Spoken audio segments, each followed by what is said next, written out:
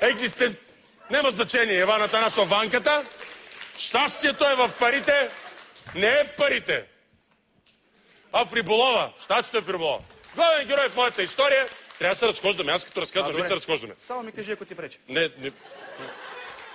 Главният герой в моята история е дългогодишният рибар Каракуджо Макариополски от село Рибново, Благоевградско. Каракуджо бил трето поколение рибар. През 1958 година неговият дядо отишъл на екскурзия в Полша и ще донесъл много хубава полска макара, която станала абсолютен хит сред цялото рибновско човечество. Тая полска макара до такава степен нашумяла сред владичарите, че оттам дошла и фамилията му Макариополски.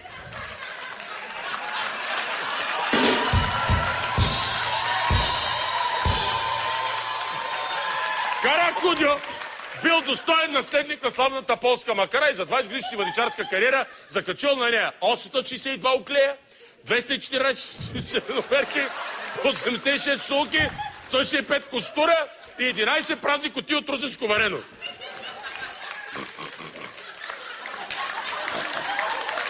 Каракуджо бил най-големият авторитет сред рибарите, истински лидер на доверие и всички колеги си допитали от тънкостите на занеята.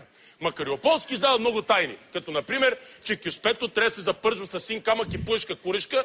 Пуешка.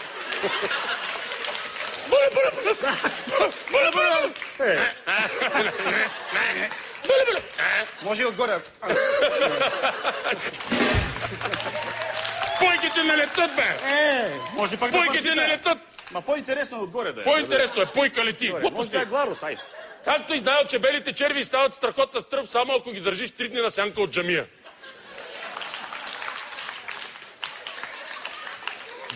Подвизите на рибаря били толкова големи, че дори песни за него се пеели. Чували ли сте тази? Каракуджо седеше край дълбоки гьолове, макарите въртеше, каракуджи ловеше.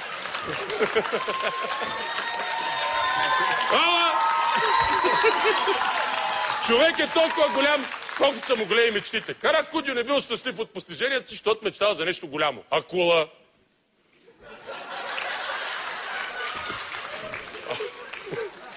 Акула. Косатка. Шинкит. Как ще изиграеш кит, бе? Но както знаете... Но, както знаете, по нашите водоеми такива риби няма, затова Макариополски въздъхва философски. Какво да се прави? Пазара е свит. И нарамвал тъкъмите към любимия си водоем Шараново условие. Една прекрасна сутрин.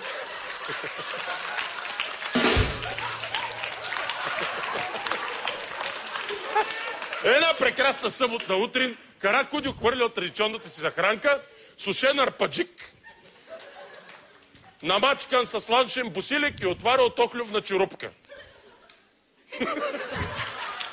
И зачакал.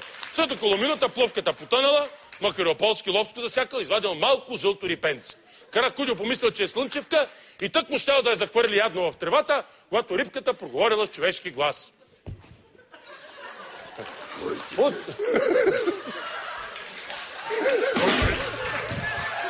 Рибката проговорила с човешки глас. Пусти, добри рибарю! Аз съм златната рибка и ще ти изпълня 3 желания. Рибарят е бил вчерашен, напротив бил много мнителен и веднага си помислил, че е станал жертва на сладко отмъщение. Затова се огледал дали от крастени го дебне коварната усмивка на Жоро Пентаграма или буйната грива на Магърдич Халваджан. Да, обаче такива тревожни признаци, затова рибарят доближил рибката до лицето си и тихичко казал. Добре, седка ти. Извинявай. Няма проблем. Добре, казал рибарят. Това е друга. След като си златната рибка, първото ми желание е да ми дадеш една страхотна манекенка само за мене. Така. И в този миг сякаш от въздуха до рибаря се появила жена с краката на Диана Скленрикова, гърдите на Клаудия Шипер и лицето на Жизел от Бюнтхен и нежно прошепнала. Кажи, I love you, dear Каракуджо. I love you, dear Куджо. Макариополски бил шокиран. но се овладял и с разтеперен глас казал: второто ми желание е една каса бира. Още не би изрекал тези думи, когато пак сякаш от въздуха се появила каса бира, изпотена като Слави Трифонов на концерт. Каракудио, на кой не знаел на кой свят от щастие. А третото ми желание е, казал Каракудио, знам, прекъснал го тъжно рибката и се оваляла в брашно.